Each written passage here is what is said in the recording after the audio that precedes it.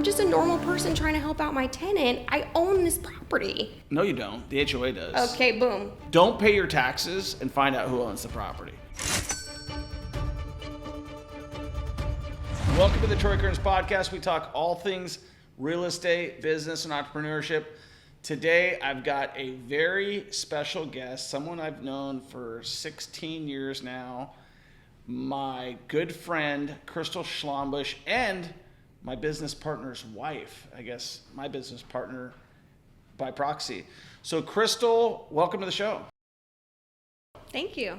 So I wanted to take a road basically where we talk relocation and change and see how talk a little bit about your story and also talk about your recent change of your story. So tell us about who you are, where you're from, what you do. I'm from Tacoma, Washington. Okay.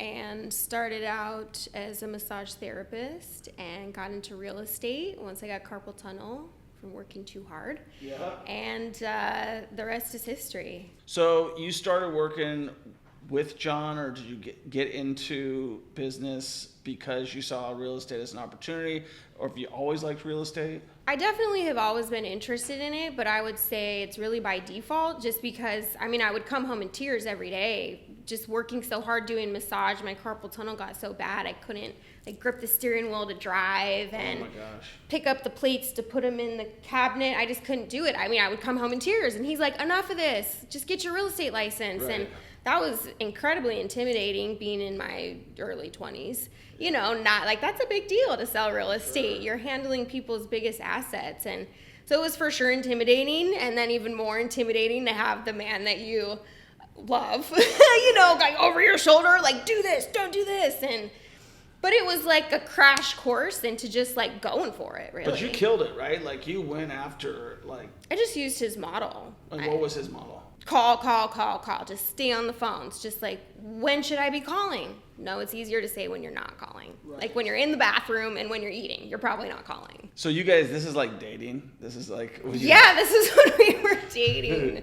So that's intimidating because John has been a top dog realtor. Since the 90s. Since the 90s. Yeah. Since you were a baby. Correct. And so you got into it, and then he's teaching you how to do it, and it's probably more intimidating because he's do it this way, not that way, right? Super intense. And when you're new, you don't know exactly what to say or exactly how to handle different questions. And so it'd be more like him over my shoulder, and I'm on the phone, then he'd get off the phone. What'd you say it like that for? Say it like this, and so. And that was the courting period? Yeah. Yeah. You're But at the same time, when you've only had your license for, 3 months or less, and you have 14 listings on the board, I'll handle the heat, So when did you get your license? What year was it? I think it was the end of 2007 was when I finally got it. 2007, and then you got 13 listings on the board. How quickly? Within 3 months or less, within the first 3 months. That's amazing. I actually never knew that. So yeah, you had 13 listings. At least 13 listings. Mm-hmm. Just by calling what? Cancels and expireds. Yeah. So for those of you guys who are interested in getting into real estate, people always say oh, you got to work your sphere of influence. Oh, you've got to do all that. Listen, I didn't have a sphere of influence when I moved down to Las Vegas, and I didn't have any good strategy. But you called people who had their home on the market, they'd canceled it, or it had gone the distance, and you called them. What would you say? Just, hey, are you folks still interested in selling your home? I see that it's came off the market, I'd love to help you out. How many hang-ups did you get on? Oh, a ton. People just click. You definitely have to grow a skin for that one. Right. For sure. Thick skin. So coming from, and how did you get into massage? I had a teacher who's asked me what I got on my SATs, and I said I'm not going to pay to take a test. And so this was in high school. So what I happened? didn't take the SATs. I didn't want to pay to take a test. I wasn't really I just wasn't into it. I was just I don't know, maybe I'm more of a free spirit. I don't know what you want to call it. You want to hear something funny? I didn't want to take the SATs to know how dumb I was. Mine was completely not financially motivated. I didn't want a test to tell me how smart or dumb I was. That's why I didn't take it. We know our value. Yeah, I was like, this is stupid. And I think that that's a good point to make is like, if you're listening to this right now and you did bad on a test, I didn't do well on tests in high school. No, I wasn't a great test taker. And look at where you're at now. So like that just goes to show like tests could make or break you like mentally. You could be like, oh, I took this test and I failed. In fact, I failed my Florida real estate license 3 times. Really? For sales associate or broker? I think broker. The broker's hard. Yeah. I've never studied harder for a test. Yeah, I did you pass? Yeah. I didn't. 3 times. 3 times. The first time I took it, I had assistance with the actual course curriculum. So I went in kind of blind. Yeah. And I got a 68. After studying, I got a 63. After studying again, I think I don't know if I took it 2 or 3 times, but either way, the more I studied, the worse I did. Yeah. Which was crazy. So that's a super hard test. So you're licensed in Washington and Florida. Tell me about, okay, so you got started right away. Your husband's always been involved in real estate since the 90s, you mentioned, since like 1990, right? Around there. Around 1990. You ended up shacking up. You guys got married. You have 2 children that are, how old are they right now? 14 and 10. 14 and 10. So you got a family. You've been educated through real estate. You started doing your career, and then you became a mom, and now you have your career. Every time I've seen you, every time I've been in Washington, you're always working. Like you're always the one. Yeah, yeah. I would say it wasn't really like any time taken off for the kids. It was more like bring the baby and breastfeed while you're on the phone answering calls. I mean, right. Yeah, they've been on the journey too.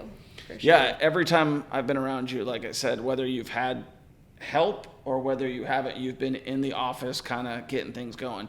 Now, you guys recently had a big change. You moved across the country. Like if you die a diagonal and you pick the furthest point from Washington, it's Florida. Yeah. And you guys are living in Florida. Southwest Florida. Southwest Florida. So tell me about that and how things have kind of changed for you from moving to Florida. In general? Yeah, just like in general and with business. I would say there's a ton of learning curves, of course, things that we could have done different, and it's easier to see that now, kind of like more bigger picture, like if you're thinking about expanding, how to do that maybe in a better way. And as far as it being, all the way across the country, I didn't want to go at first. I was saying like, oh, my family's here. I grew up in Tacoma and all my friends are here and I enjoy seeing them regularly and they're a big support. I mean, yeah, maybe guys don't feel it the same way, but I think for women, it's a lot of like, you got your support, you got your crew, and that's helpful to combat everyday problems. Right. I remember actually specifically when we were talking about Florida, we were down at the Naples Grand and you were kind of rolling your eyes at me. You were like, I was like, hey. Because it sounds so crazy. Like when you live in Tacoma, you've lived there your whole life, and then all of a sudden you're like, Crystal, you're moving to Florida, and you're like, it's like, yeah, of course we are. But now you're a Florida girl. Like I love Florida. You love Florida. Yeah. So I think that kind of speaks to like everybody is worried about change. They don't want to change. They feel like them making a change is going to ruin something. Anytime I've made a change, like when I moved from Seattle to Las Vegas, I was nervous. I was like, what's going to happen here? I don't know what. But then I always thought, like, I can go back. Yeah. I can always go back, And then when we moved to Kansas City, I was like, I don't know how that's going to be. And it's definitely, you learn from your mistakes and stuff like that. But I think that staying in the same place that you've always been with the people that you've always been with makes you not really grow, in my opinion. Well, yeah, it just narrows your perspective. Like once you go out and go in wherever, different states, different parts of the world, you just learn so much more and how other people do things, and then you can incorporate, whatever resonates with you, and just obviously everybody's trying to be the best version of themselves. So these things are helpful to build our character. Right. So what is one thing that you've learned from moving at a pretty young age? How old are you now? 39. I'm not supposed to ask that. Wait, okay, but so you moved to Florida at like what? 37, I think. At 37 years old. And so being born and bred, Tacoma, Washington. T-Town, lifetime Seahawks fan. Yeah. Growing up, your dad hunts, fishes. You're kind of a guy's girl. Like, I was watching you throw the football this weekend with Conrad, and you're like whipping freaking 60-mile-an-hour spirals at him. So I grew up as a tomboy, so. you definitely don't strike me that way when looking at you, but watching you throw a football, I can definitely tell that it's not your first time throwing a football.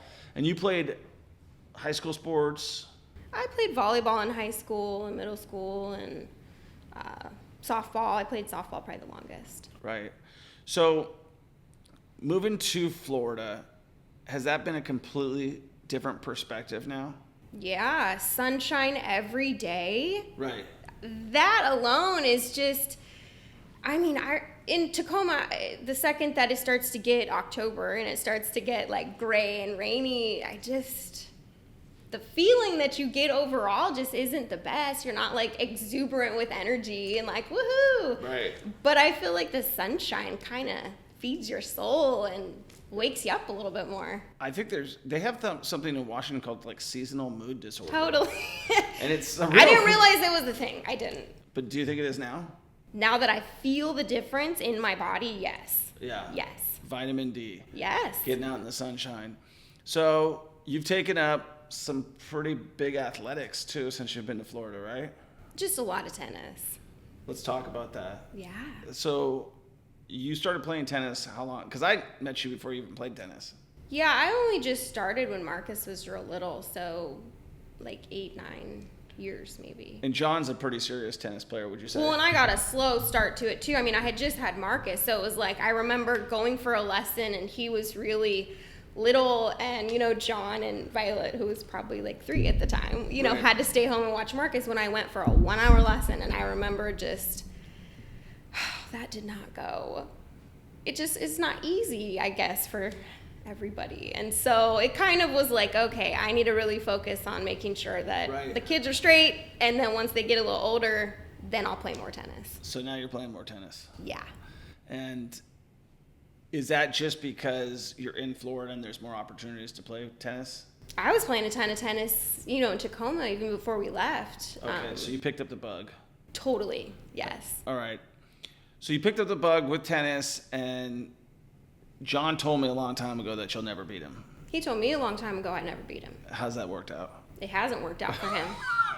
So how many times have you beat him now? I don't know how many times. So it's more than a few. It's more than a few, yeah. Sometimes he will have some little excuse like, oh, well, we didn't play out the full set, or, like, oh, it was like 98 degrees with 90%. Like, I'm like, bro, I'm playing in the same environment. So as you his are, part of the tennis court is a little bit hotter than where you're playing? Apparently. I'm sure it's hotter when you're Yeah. losing. Yeah. So that's awesome.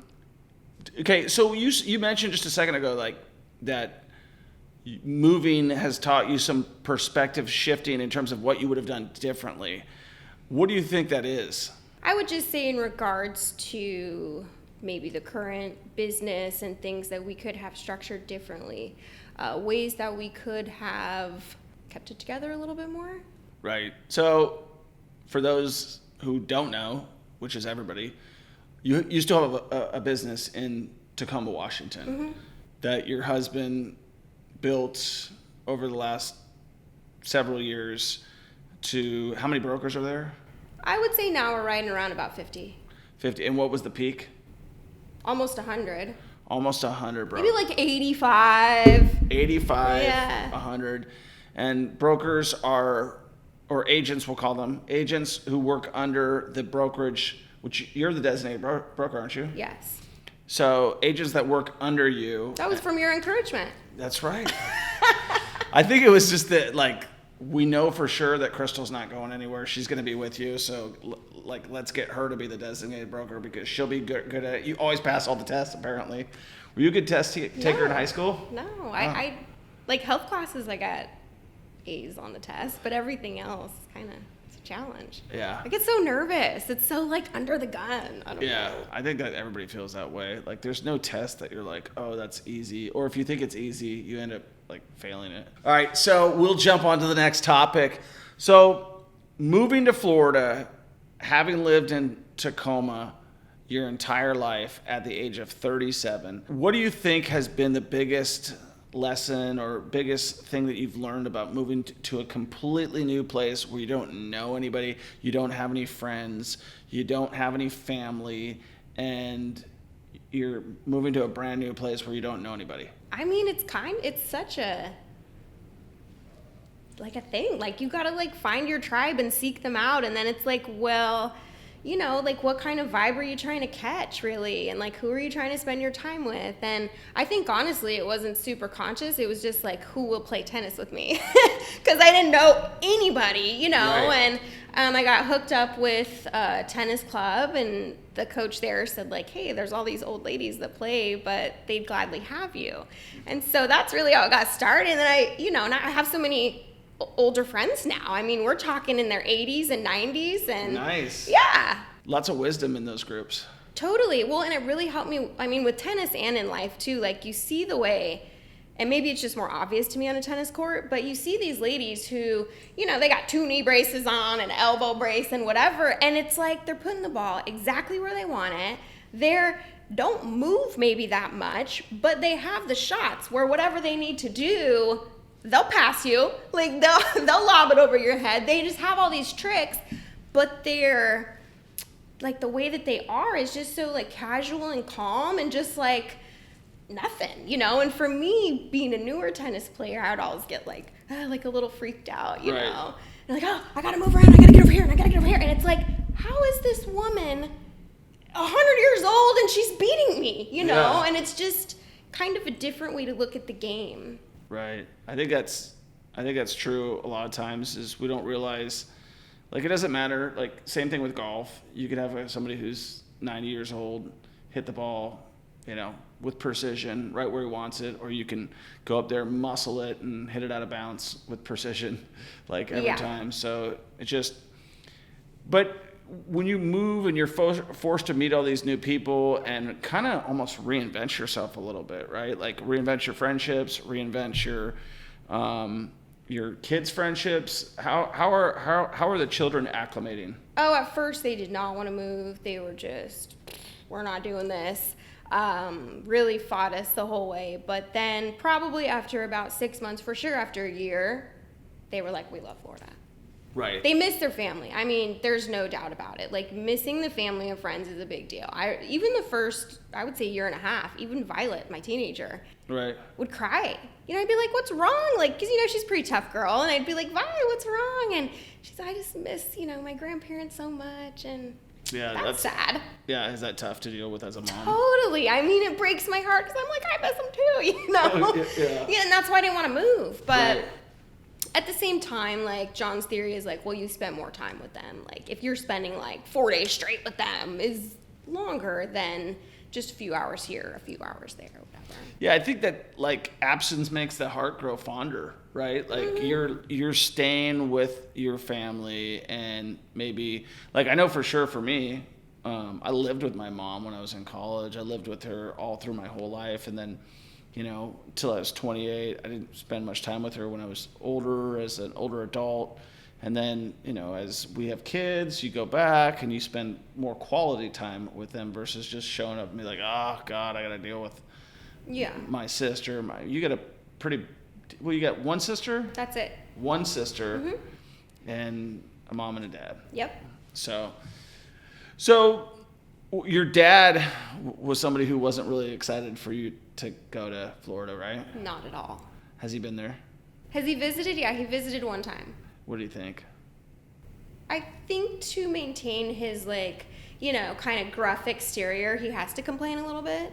Right. So definitely, you know, he could throw out some shade, but, you know, overall, I feel like he enjoyed it. Has your mom been there? They actually came together. Really? Yeah. Okay. What's going on with that? She said she'd rather come by herself next time, so.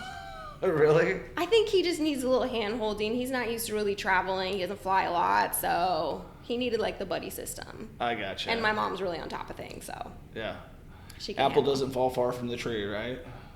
Right? Where do you see things going for the next, 10 years? Do you guys see yourself living in Florida for the next 10 years, or where do you're actively? Well, now I don't know what to expect, right? Like, I didn't ever think that I'd move across the whole country, just like, oh, that sounds fine, so who knows? Right. So anything's on the table now.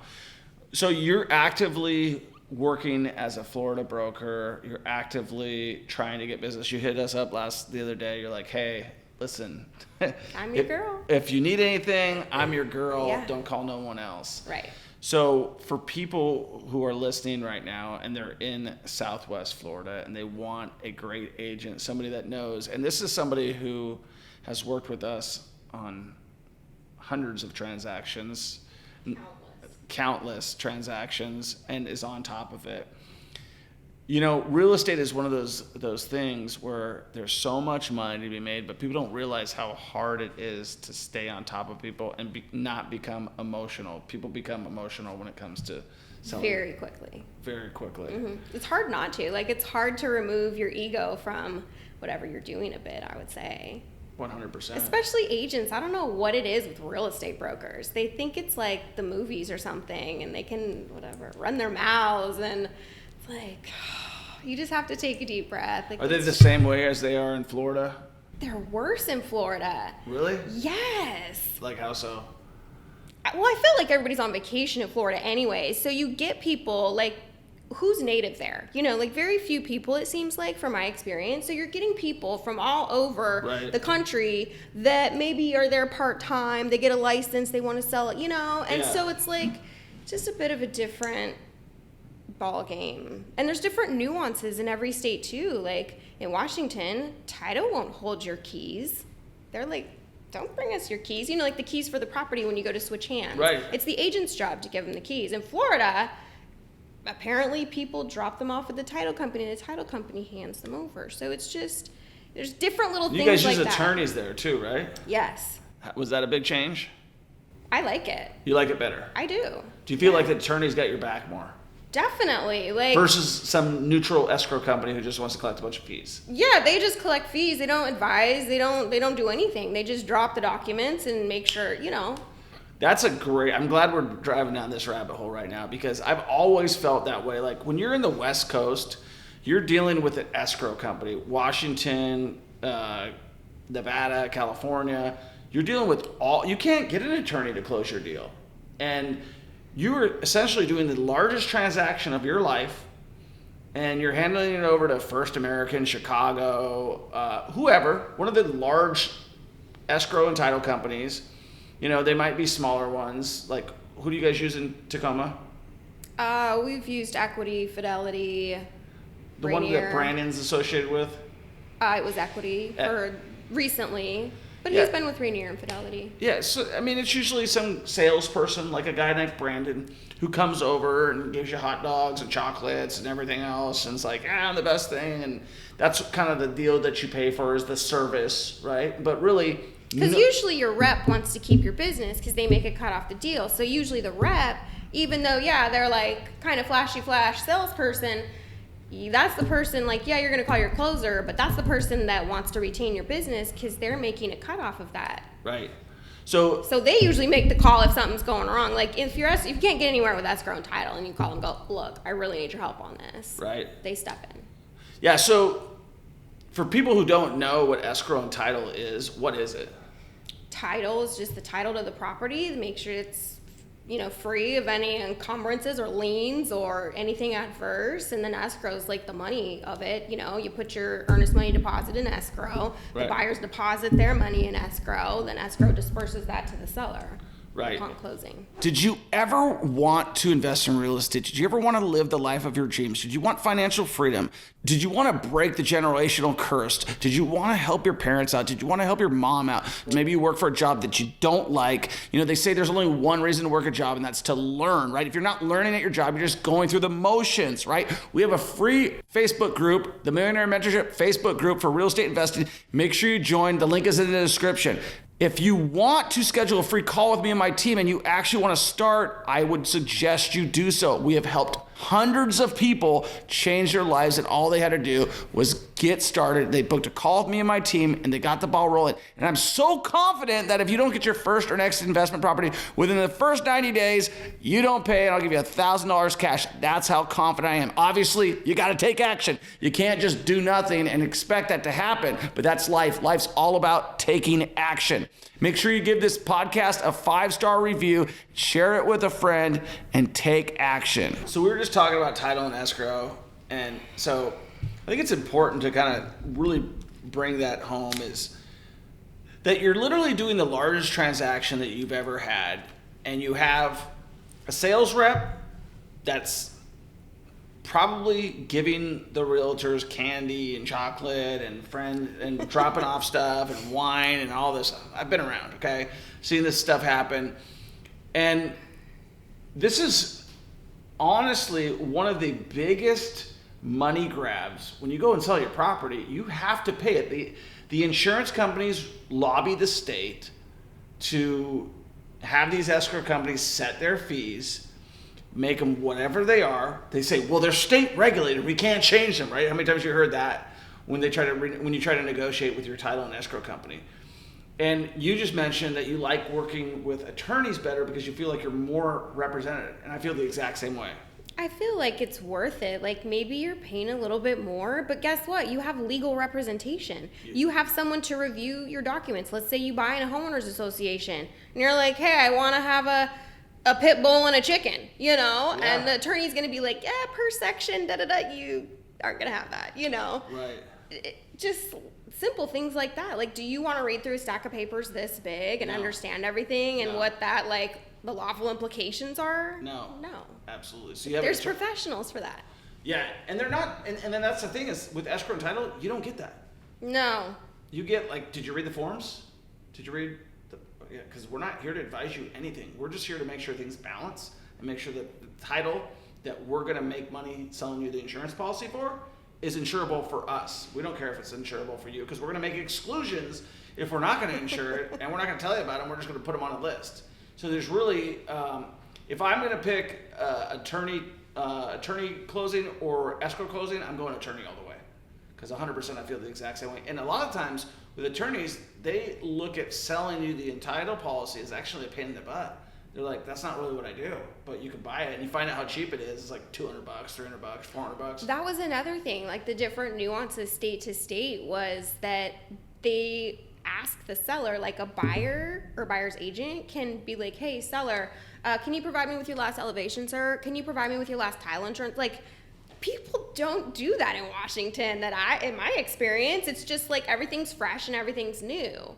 But in Florida, they're like, we'll save you money if we can use your previous policy. Yeah. And I guess it's a little less work for title, so they do it. Yeah, they do it because it saves everybody money, and the closing companies making the same amount of money on it. They're not doing anything else. It's just costs that the buyer would normally feel. And we're just starting all the way over when we're in Washington or California or Nevada. And I think that's a big problem with escrow and title companies is that when we talk about state regulation and what's good for you, it's not really what's good for you. It's usually something that's been lobbied by somebody who doesn't understand the industry, and they put it into law, and they're like, that's great. Go ahead, yeah, we should do it that way. That'll be great for the customer. We saw this with FEMA. FEMA said, oh, we're going to make all these places are required to have this flood insurance, but who benefits from that? The insurance companies, not the people. The people can't benefit because now they can't buy the house maybe that they would have been okay with buying. You just also mentioned something that I wanted to really take a deep dive about because it's been a conversation that's been brought up several times this weekend, which is HOAs. And the reason I want to talk about it is I think I have a pretty strong opinion about HOAs. I don't like them. Very strong. When I came from Washington, I had bought a condo and it had an HOA there, and that was my first exposure to HOAs. And I remember my roommate at the time smoked, and he would throw his cigarette butts over the deck of the condo, and we'd get a letter or something would happen. We'd always hear about it, and then it was funny because that same condo had a special assessment in Washington, and it dropped the condo value down like to nothing, like because they hit everybody for $60,000, $70,000, $80,000 of assessments, and it just made the value implode of that condo. And I told you how much I hate HOAs, and then I served on the board for an HOA, and I just realized that HOAs are just the it's like a miniature government ruled by like retired librarians and maybe some control freaks. And so tell me now, for those of you guys who don't know, Nevada and Florida have more HOAs than any other place on earth. Now you're dealing with one. You have a property that you bought in an HOA as an investment property. Mm-hmm. Tell me what your experience has been so far. Well, number one, I considered your advice. I know you hate HOAs, you have nothing good to say about them, and I really did consider that. But also what I was considering was, I want to provide a good Florida home for a prospective tenant. And the amount of money that I'm willing to put out, or that I can put out, if I want the tenant to be able to have gym access, a pool, a jacuzzi, right, barbecue area, walking trail, like all these amenities, like I'm not going to spend that kind of money on a single family home to give a tenant this kind of experience. Right. But I could afford that in a condo association. And so that was my goal, was I was like, man, the tenant's going to be so happy with this place and they have everything here. And, right, that was the goal. And I thought, well, this will be easy enough. Like, how's it been? We'll see. How's it been?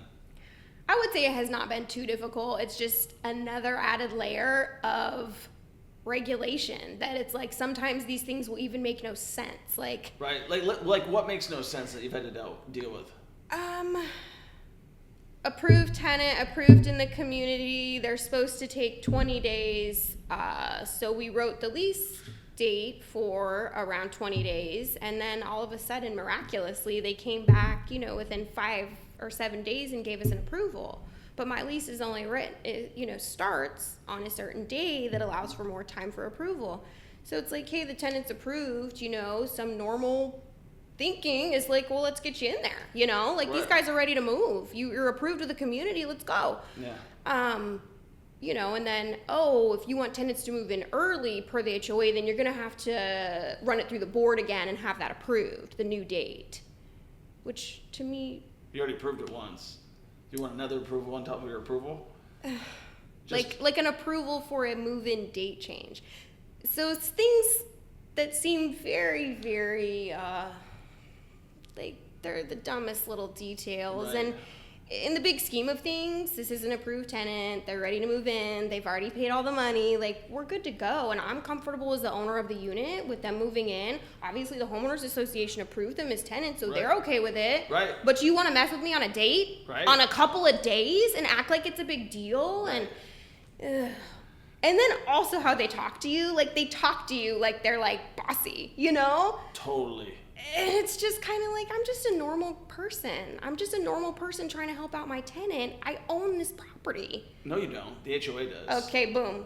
That's right, what they understand. That's what they do understand. Yeah, they understand, and this is a good point to drive home. And this is why.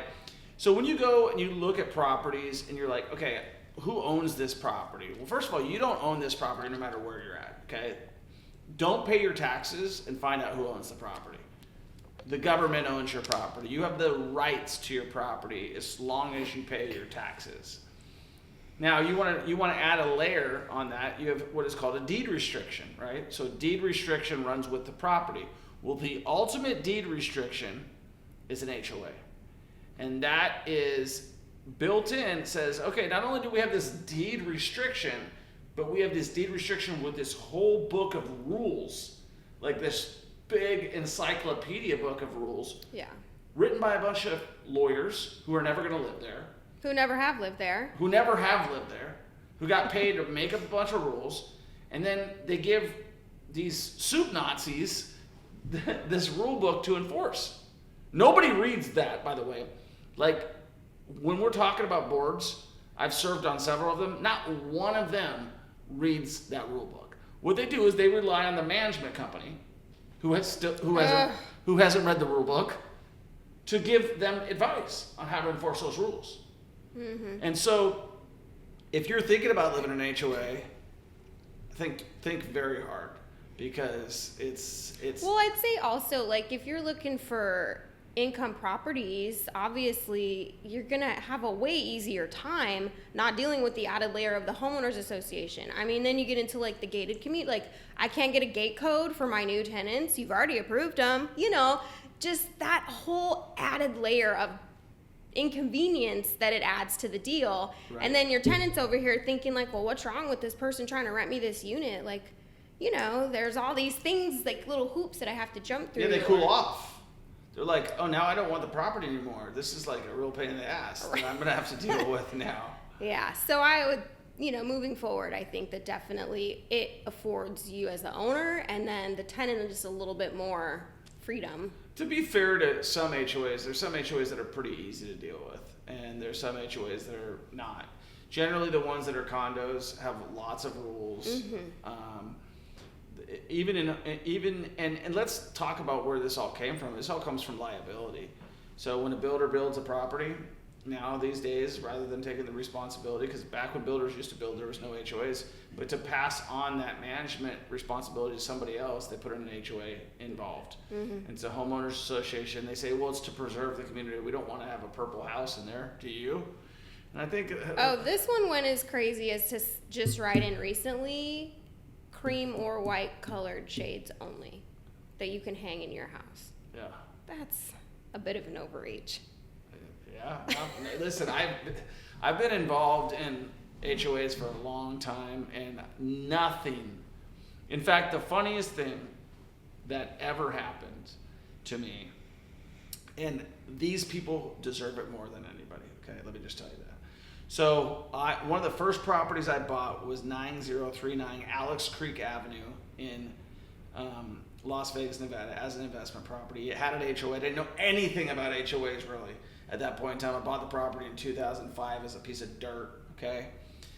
Rented it out. I had a stack of files this big from violations that I had received for the last, and finally I said, enough's enough. I'm going and I'm running on the board, I'm getting elected, and I'm gonna fire the freaking management company who has been in there the whole damn time, okay?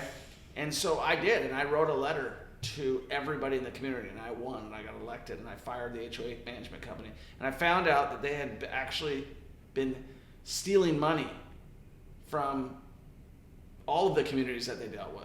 And their name was, I think it was Associated Community Management, and the lady's name was Audra Collins. And somebody in their family got in trouble for stealing money and for mismanaging money. And these are the people that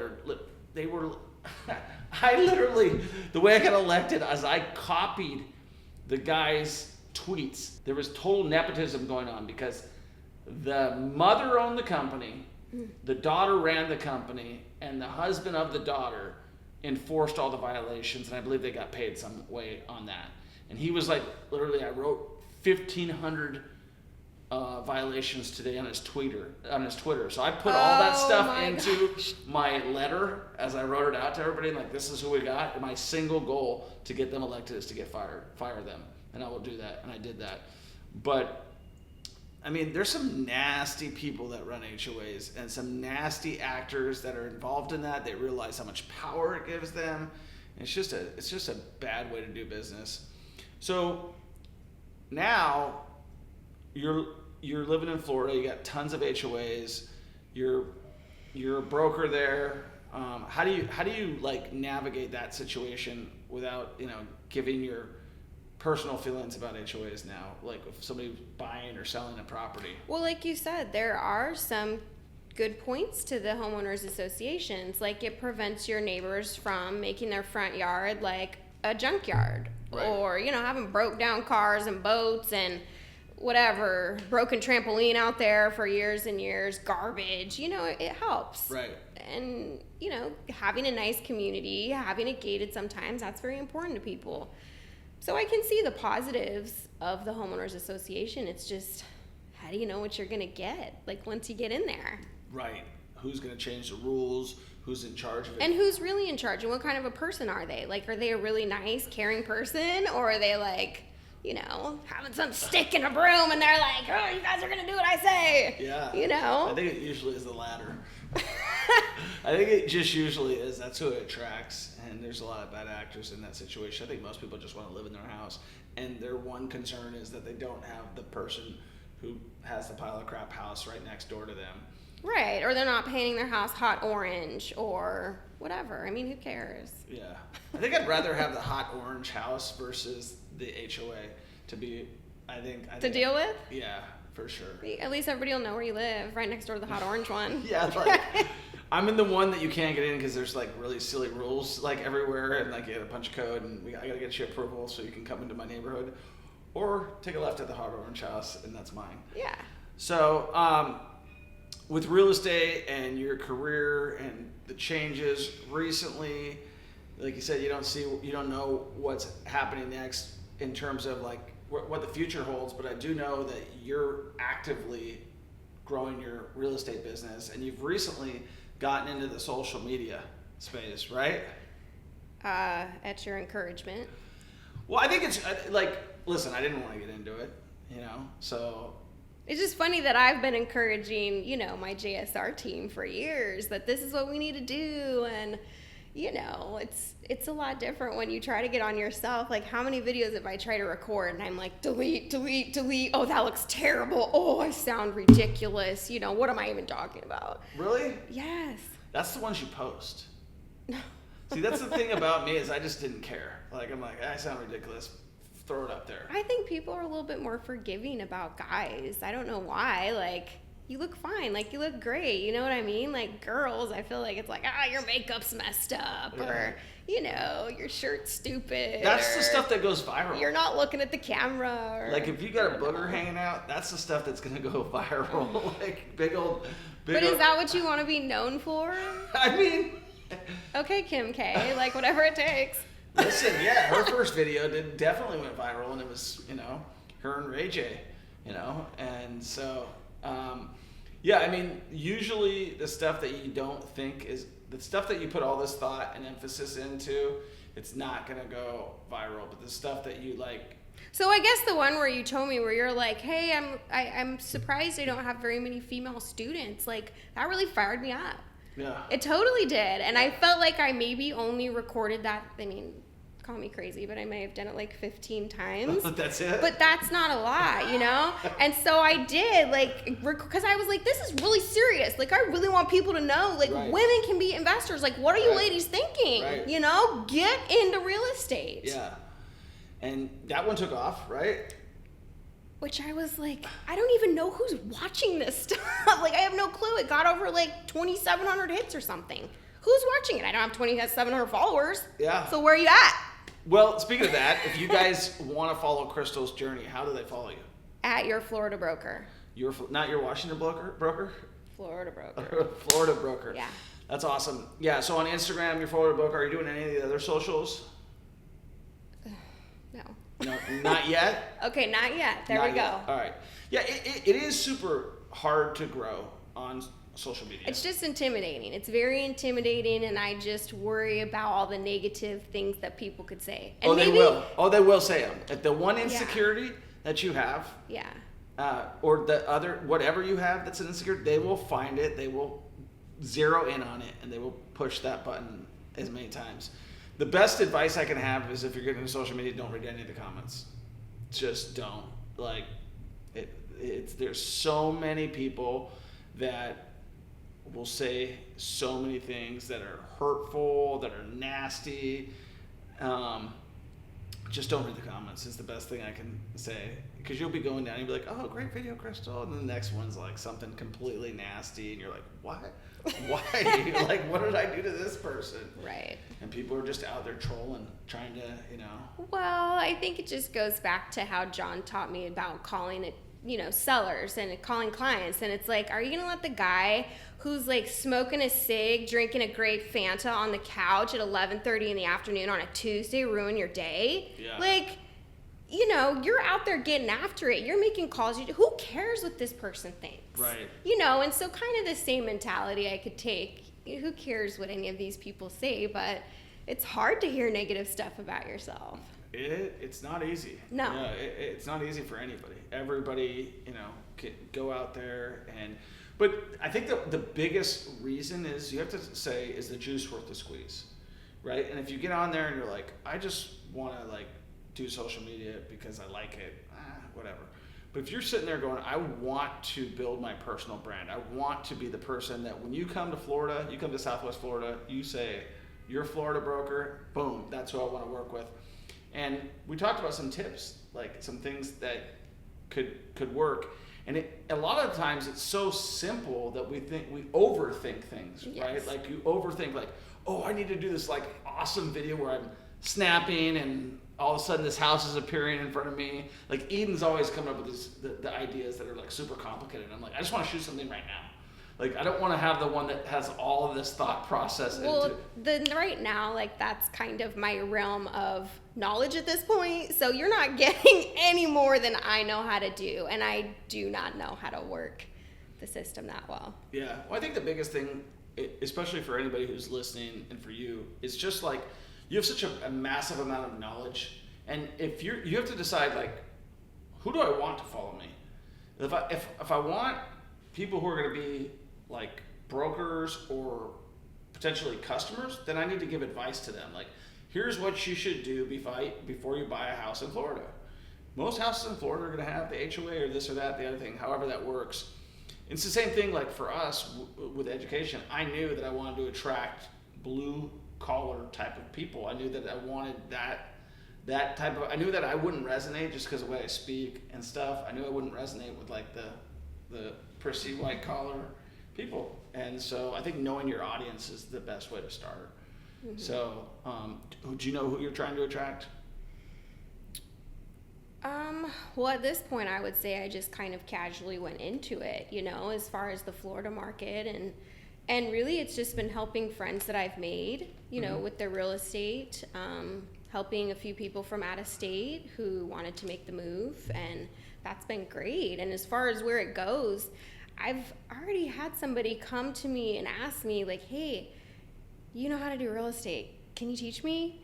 And so that's been really cool because I've been working with a new gal that, you know, we can throw around ideas and we can go, you know, show properties together, whatever. And right. So she's been kind of learning the ropes. But, I mean, you know, it's not easy. Like if you tell somebody, hey, you need to sit on the phone for 4 or 5 hours and hear no all day, they stop after a couple calls. Right. They're like, this is lame. I'm not getting a hold of anybody. But yeah, it's just a numbers game. And it's a great career. I mean, it is where you can make a lot of money doing it, and you can do it in any state. You got your license in Florida. You can do it, you know, throughout the country. Let's talk about like why people should move to Florida. What's to like about Florida is sunshine every day. That's a big plus. It's huge. It's huge. And you think about your level of activity. Like, think about living in Washington State for 8 or 9 months out of the year. It's so gross out. Either you're going to be standing with an umbrella and your rain boots, like at your kids' soccer game, if you're going to do that, or you're going to be in the house. Like, right. You're not out, right? Yeah. In Florida, it doesn't matter what month it is. Like, you're out, your kids are riding bikes, you know, you're going for walks, you're walking the dog, you're playing in the park. It's just every day. So would you say it's healthier to live in Florida? Yeah, who does? I mean, like I told you, you can feel the vitamin D. I can feel how it feels better in my body. Right. Mm-hmm. So. And then healthier with the exercise portion as well. Like you say, well, why are you playing so much tennis? It's because there's a tennis court in every corner. Well, yeah, but there's just a lot of people who are active. Right. So a lot more activity to do there than Washington. Yeah, it's really, you got to be almost an outsider in Washington to be in good shape and to be active, because the weather does not dictate it, right? There's a lot more things that you'd want to do inside. Nobody wants to go for a run out in the rain. I mean, unless, you know, you're like my dad and you hit up hunting and fishing season, you don't care what the weather's like, but is it really pleasant? I mean, have you been fishing when your knuckles are, you know, completely white and you're shaking and it's raining? This is a great time. Yeah. I mean, if you catch a dock walker, great, but, you know, that's not every time. Yeah, and that your dad, I think, is a special breed of person. I don't think a lot of people really like. Special. Yeah. I mean, you could do hunting and fishing in Florida and not get cold. It's just a dying breed. Like people aren't as tough as him. Yeah, I mean, people are getting less and less tough every generation. Oh, they're pussies. Are you kidding? Like, yeah. Kids nowadays, I mean, even adults, it's like they have so many excuses. It's like dealing with children, but they're adults, you know? Yeah. And it's just mind-boggling because I feel like back in the day, like, my dad was the youngest of 3 boys, and he was like the oops child. So his brothers are 20 years older than him. Really? Oh, he was the oops child? Yeah. So fast forward, 20 years, then you have a brand new baby. That's kind of crazy. Yeah. And so my grandparents were very old. And so this, like, old school mentality of, like, working hard, doing the garden, like, getting your hands dirty, like, cooking on your own, not being afraid of stuff, like, taking matters into your own hands, like, that's just how they taught me. So yeah, it's so weird that that's just a rarity these days, and that you're not supposed to parent your children the way that you were back in the day, like that you can't do certain things because you're going to be looked upon but wrong. But we're ended up raising all of these very, I guess, spoiled, entitled children, like if we're not careful, not myself or yourself, but I'm saying like people in general, if they're worried about what other people think, they're going to end up raising a kid who does what he wants, gets what he wants when he wants it, and that's what you're going to get, right? Because the kids, if you listen to what your kids want, it's exactly what they don't need. Mom, can I get the iPhone? Mom, can I get this? Mom, can I get this? I mean, they're never going to stop asking for stuff, and if we just cave into their needs, then you're just not going to raise a very strong child. So I think that's great that you carry that. And you tend to be the boss in the family, right? Aren't you the disciplinarian? I mean, yeah. Do you think that's from your upbringing? I think it's just based on a need to have respectful, good children. Like, they're a reflection of me. I don't want some kids running around being disrespectful, like throwing their gum on the walls or whatever. It's like they'll do what they want if you let them. Right. They need guidelines. I think that's one of the best compliments that someone can have is when someone sees their children and says your kids are well behaved. Yes. Yeah, like you feel good about that versus like, yeah, here you can get them back. Can you take them back as quick as possible? Yeah. Because these people are about ready to burn the building down. Well, it is because it's the hardest job. There's no manual. Like, read as many books as you want. You're still not going to have all the answers. What do you think has been your secret to raising great children? Because you've got 2 great children. Well, I was told back in the day that patience was just a big deal, and that is something that I have actively tried to work on. With myself, with my children, with my parenting, with my tennis, as I explained. Yeah. Just simply being patient. And, it's easy when something doesn't go your way to get fired up about it. And is that really the best way to teach your children? Right. You have to think of how that message is received, Right. Yeah, I catch myself hot under the collar plenty with my son for sure. I'm like, all right, maybe the screaming ain't working the best way, so you definitely... Right, but then you have people go like, well, then whisper. And it's like, okay, we got to find a medium. Right. We have to find something in between because this way and this way, like, let's meet in the middle, and I think that's going to be the best sauce. All right, well, just to kind of wrap things up, in terms of, Washington versus Florida, where would you rather be? I'm really enjoying Florida at the moment. At the moment? Mm-hmm. Do you ever see yourself going back to Washington? To live? Uh-huh. I don't know. Maybe if I'm older for a few months out of the year. Right. I wanted to ask that question specifically because it's not the same place that we both grew up in Washington. But it's not the same place that we both grew up. Like, the rules are changing big time over there. Like, well, yeah, I mean, if I could say exactly how I feel about it, then yeah, it's terrible. It's terrible. The government is terrible there. They have run that used to be the coolest to go to Seattle, to like, it was what you did. You got your driver's license, you're like, we're going to Seattle, just because that was the thing to do. It was the big city. It's nostalgic. I mean, it's an amazing town. Right. Now? Yeah, what's it like now? What happened during COVID? They allowed people to take over a police precinct. Wow.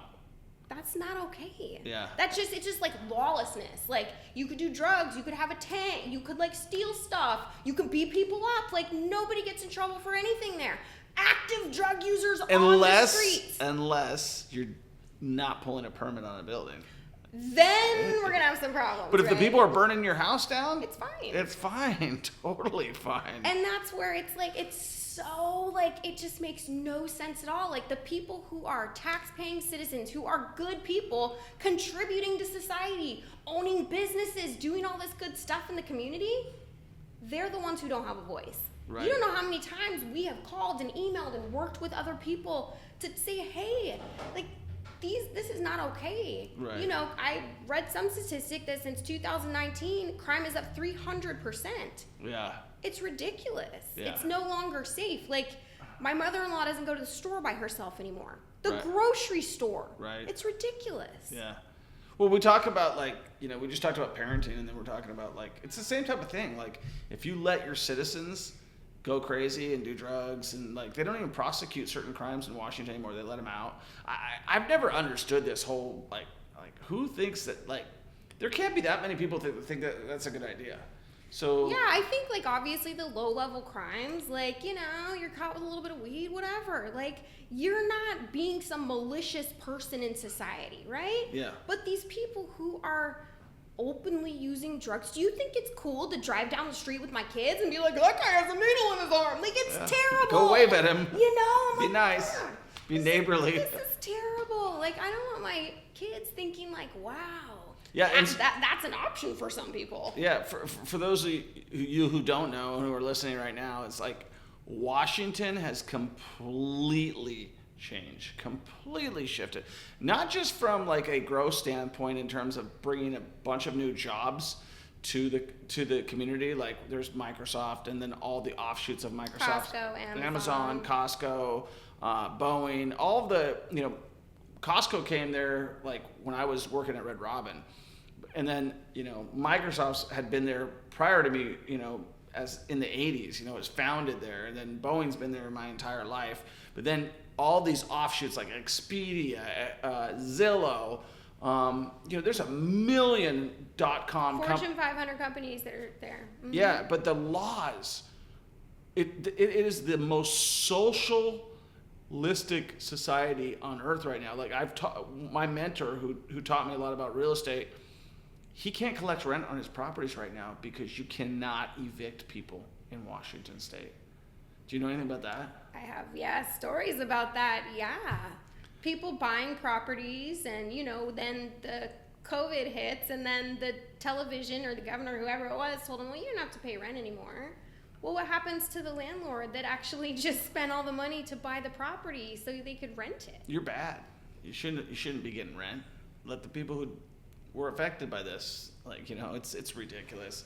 It's crazy. I appreciate you coming on. I appreciate you sharing like your thoughts about everything that's going on. You've been a great friend of my wife and myself. You've always been there for us. I always tell you, like, it's funny because when I first met Crystal, we were at an REO event in Dallas, Texas. I was teaching her husband how to go after REO accounts, and she showed up. He was like, I miss my wife. I want to have her come down here. She's like, you'll love her. She's so cool. And you come down, and I think you're freaking 11 and a half months. I was big as a house, yeah. You were, and we were down there hanging out with REO Speedback, and you've always been like just pushing him and helping him achieve great things, and you've always been pushing yourself, and you've been a wonderful friend. In fact, the funniest thing, and I'll tell you this, like on camera literally, but my wife says, she's like, she never wants anybody to stay with us, like in our same household. Last night, she's like, we're getting ready to go to Mexico again, which we always go to Mexico like 3 or 4 times a year, and she's like, well, we could rent this. I'm like, you really want to have people like stay with us this time? So that speaks to like her comfort with you guys, and our comfort with you guys is having you in our family, and we appreciate all of your support. Every time I've done something, you were my biggest fan when I first started on the social media, so it means a lot that you're out here. We're shooting a podcast together, and anything that I can do to help you, you know, you've got my number, and obviously call me anytime. But if you guys want to blow up Crystal, give her a follow, give her a like, give her a share, follow her, Your Florida Broker, on Instagram. Any words of wisdom for people who are trying to get started in real estate or thinking about a major life change? Thinking about real estate, you have to have an honest broker that can help you and give you really good advice as far as what's going to be best for you, but just don't be afraid, really. Right. You know, as far as moving, again, I probably just don't be afraid. Just try to shake the fear and just roll with it. Step outside your comfort zone. Do things that are new and challenging. We'll talk to you in the next one. Peace.